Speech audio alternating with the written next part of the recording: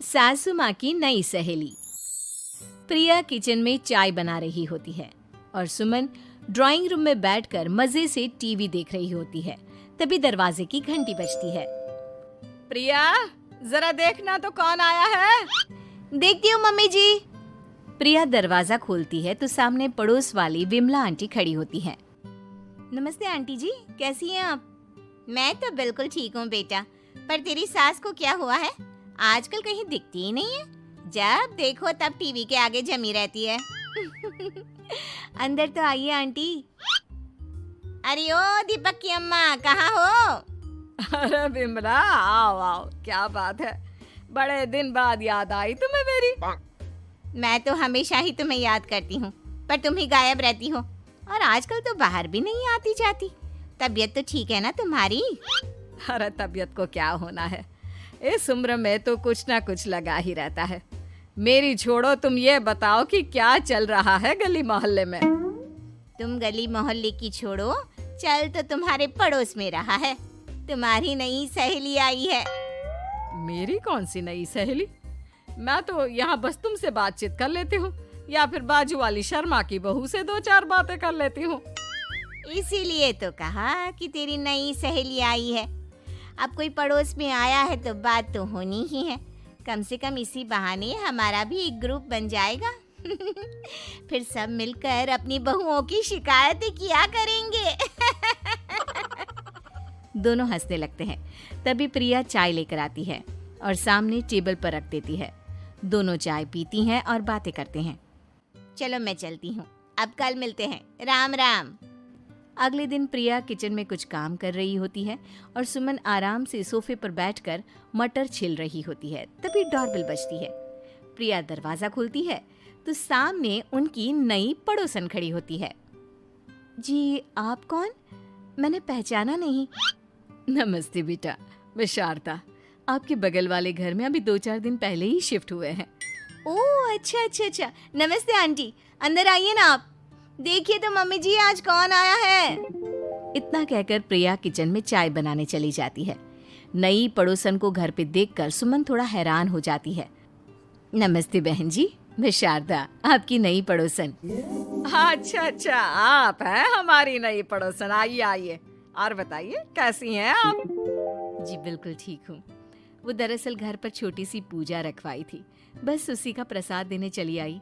सोचा इसी बहाने नए पड़ोसियों से भी मुलाकात हो जाएगी। ये तो बहुत अच्छा सोचा आपने। सुमन प्रिया को आवाज लगाती है।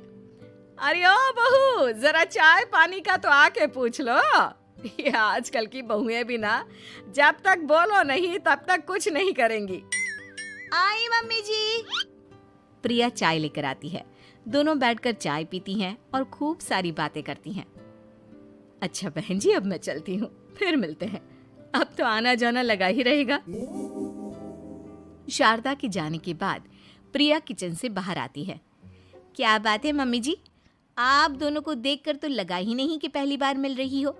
आप दोनों तो बिल्कुल बिछड़ी हुई सहेलियों की तरह बातें कर रही थी। अरे जब दो औरतें मिल जाती है ना, तो बातें अपने आप ही निकल आती है। अब तू अपने काम पर ध्यान दे, बातों पे नहीं। ऐसे ही कुछ दिन बीत जाते हैं। अब सुमन और शारदा अच्छी सहेलियां बन गई होती हैं। दोनों एक साथ मंदिर जाती, मार्केट जाती और कभी कभी तो विमला भी इनके साथ मिलकर खूब हंसी ठिठोली करती। एक शाम तीनों बैठकर सुमन के घर पर चाय पी रही होती हैं कि तभी बहुत तेज बारिश शुरू हो जाती है। सुमन जोर से प्रिया को आवाज लगाती है।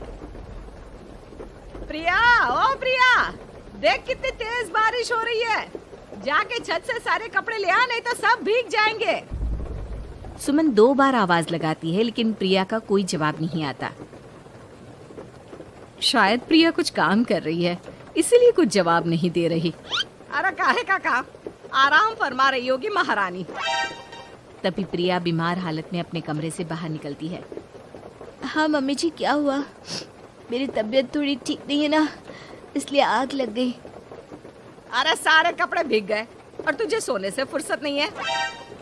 सबके सामने सुमन के मुंह से ऐसी बातें सुनकर प्रिया उदास हो जाती है और छत से कपड़े उतारने चली जाती है। सुमन, ये क्या बात हुई? प्रिया ने बताया ना कि उसकी तबीयत ठीक नहीं, इसलिए उसकी आंख लग गई। तुम भी ना खामखा उसे सबके सामने सुना दिया। अरे आप नहीं जानती शारदा जी, कुछ बहुएं ना बहुत आलसी होती है, घर का एक काम नहीं करना चाहती। ऐसा नहीं है सुमन, तुम्हारी बहू तो बहुत प्यारी है, तुम्हारी सारी बात भी तो मानती है। हाँ सुमन, तुम प्रिया के बारे में ऐसा क्यों सोचती हो? मेरी भी दो बहुएं हैं, लेकिन मैं उन्हें अपनी बेटियों की तरह रखती हूँ। आखिर वो भी तो किसी की बेटियां ही है ना। और अगर तुम ऐसा ही व्यवहार करोगी तो एक दिन प्रिया भी तुम्हारे साथ ऐसा ही बर्ताव करेगी। शारदा और विमला की बातें सुनकर सुमन की तो बोलती बंद हो जाती है। वहीं प्रिया भी बाहर से सारी बातें सुन रही होती है। अरे मैं कोई उसकी दुश्मन थोड़ी ना हूँ, मैं भी उसकी माँ हूँ, लेकिन कभी कभी सास बनना पड़ता है, नहीं तो बहुएं हाथ से निकल जाती है। देखो सुमन, ये सब सोच का फर्क है। अगर तुम ये सोचोगी तो कभी प्रिया को अपनी बेटी नहीं बना पाओगी। इतना कहकर शारदा और विमला वहां से चली जाती हैं और सुमन अकेले बैठकर उनकी बातें सोचने लगती है। अगले दिन प्रिया और दीपक अपने कमरे में बैठकर बात कर रहे होते हैं और सुमन उनके कमरे के बाहर कुछ काम कर रही होती है और उन दोनों की बातें सुन लेती है। दीपक, तुम्हें पता है हमारे पड़ोस में जो शारदा आंटी है ना, बहुत अच्छी हैं।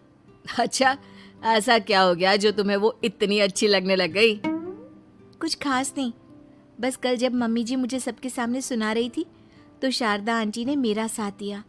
मैं तो सच में हैरान ही रह गई थी जब उन्होंने मम्मी जी को मुझसे ऐसा बर्ताव करने के लिए मना किया। अच्छा, फिर क्या हुआ? होना क्या था, शारदा आंटी तो मम्मी जी को समझा ही रही थी कि बहू को भी बेटी की तरह ही रखना चाहिए, लेकिन मम्मी जी तो मम्मी जी है ना, उन्हें तो मुझ में हमेशा कमी ही दिखती है। काश मुझे भी शारदा आंटी जैसी सास मिली होती जो मुझे भी अपनी बेटी जैसी समझती। सुमन ये सब सुनकर बहुत उदास हो जाती है और वहां से चली जाती है। प्रिया की बातें सुमन के कानों में बार बार गूंज रही थी। उसे बहुत शर्मिंदगी महसूस हो रही थी कि उसने प्रिया के साथ बहुत गलत किया है। अगले दिन सुमन शारदा और विमला को बुलाती है। क्या बात है सुमन, आज तूने ऐसे अचानक क्यों बुलाया? सब ठीक तो है ना? हाँ, सब ठीक है, तुम दोनों बैठो तो सही। तब तक दीपक और उसके पापा भी आ जाते हैं। प्रिया, तुम भी आ जाओ। क्या हुआ मम्मी जी, आपने बुलाया? हाँ प्रिया बेटा, मैं आज सबके सामने तुमसे माफी मांगना चाहती हूँ। मैंने आज तक तुम्हारे साथ बहुत बुरा व्यवहार किया है, लेकिन तुमने कभी भी मेरे साथ बुरा बर्ताव नहीं किया। मुझे अपनी गलती का एहसास हो गया है, हो सके तो मुझे माफ कर देना। प्रिया अपनी सास की बातें सुनकर हैरान हो जाती है। उसकी आंखों में आंसू आ जाते हैं।